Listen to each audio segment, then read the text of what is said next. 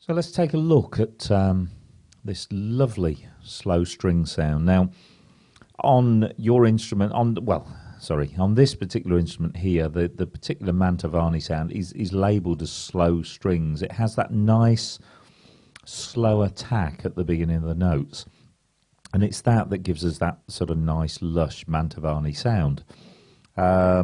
It may be called something else on your keyboard or organ, but I'm sure you've got that lush, soft string sound. And what is great about the string sound on modern instruments is that, because like strings in real life, you can play it across the whole of the keyboard. Because if you think about strings, you've got cellos, so if you play deep down here, we get a nice deep cello-like sound. If we play in the middle of the keyboard, we get violas, and if we move right up to the top, we get the lovely high violin sound. So it's a very forgiving sound in that it works across the whole of the keyboard, and not every sound does. You know, obviously if you're using a trumpet or a saxophone, you have to try these days, because the sounds are so real, to remain somewhere within the region that proper instrument can play. Otherwise it does start to sound not particularly pleasant. But with strings, it's great. Let me just give you an example. I'm just going to play a little bit of Bewitched, and I'm going to swap octaves. It's almost as good as making a complete registration change. Have a listen. I'm going to start deep down here.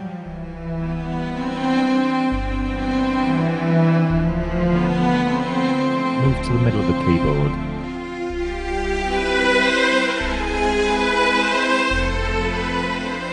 And go to the violins.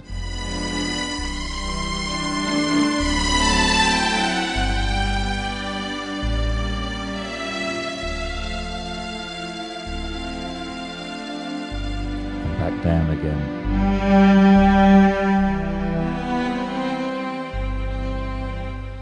So, just by going from octave to octave, we've actually changed the sound and the feel of the strings. We've gone from those really nice deep cellos up to the violins there. But you may have noticed there's a little bit of phrasing involved here to get the best out of strings. And if we look at the obvious tune, Carman, Mantovani's signature tune, if you were to just read it from a book, it would be like this.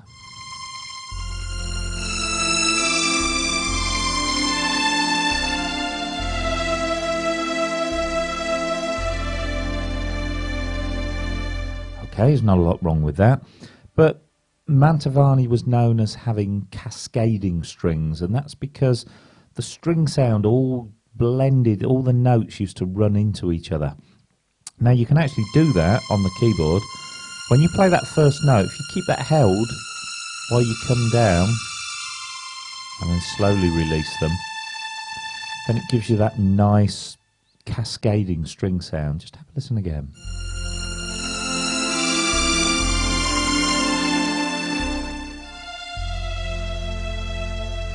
Now have a go at that. The worst possible scenario you should be trying to achieve is not to play the next note, not to release the note you're on until you've completely played the next note. Look.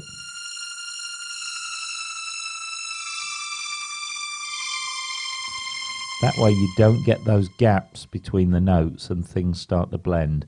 But if you can hold that top note on down that first run, it really does make those strings cascade. The other thing is, I'm sure you've all been told a million times by professionals that, you know, when you're playing instruments like clarinets, saxophone, trumpets, you know, they need to breathe.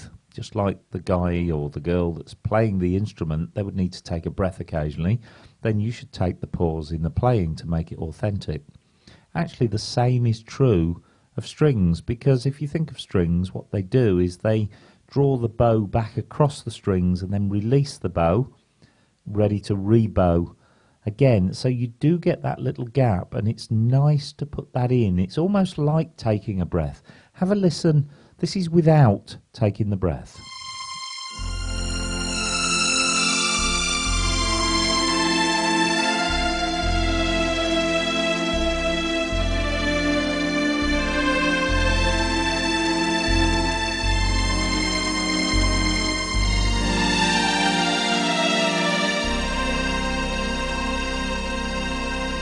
Okay, now to me, what's wrong with that is that there's no gaps in the music. There's what we haven't done is split it into musical phrases.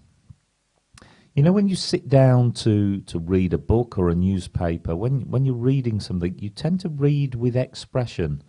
You don't keep your voice at the same level all the time, and when there are things like commas and full stops, you take a pause and you actually alter the tone of your voice depending on what you're reading. The same is true when you're playing. You need to be splitting that section up there into smaller sentences or smaller musical phrases, if you like. Have a listen this time. I'm going to take some pauses in the right place and have a listen to the difference it makes.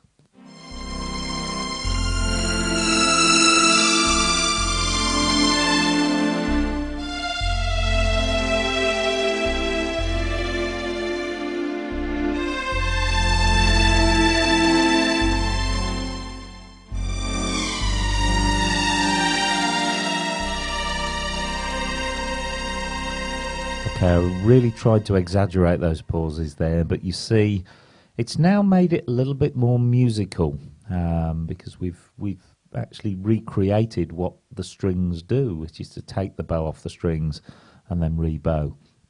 So again, give that some thought. If need be, just literally take a breath before you start and imagine the point where you're likely to sort of need to take a breath yourself, and often that will work then if you just sort of lift your notes off. You may have noticed at one point I actually took the chords off as well. Now that will work with an organ. Obviously if you're playing in keyboard style and using automatics, even if you lift your left hand off, the sound that you've got on for the left hand will come off, but obviously the automation, the auto back-ins, the auto bass will carry on.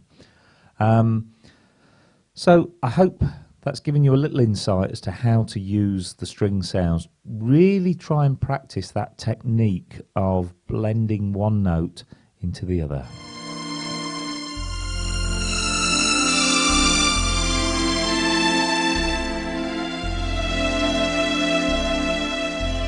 Let's try a different octave.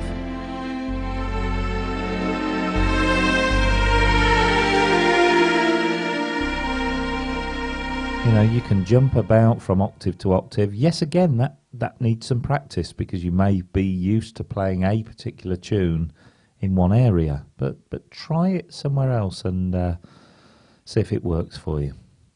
So have some fun with your Mantovani strings.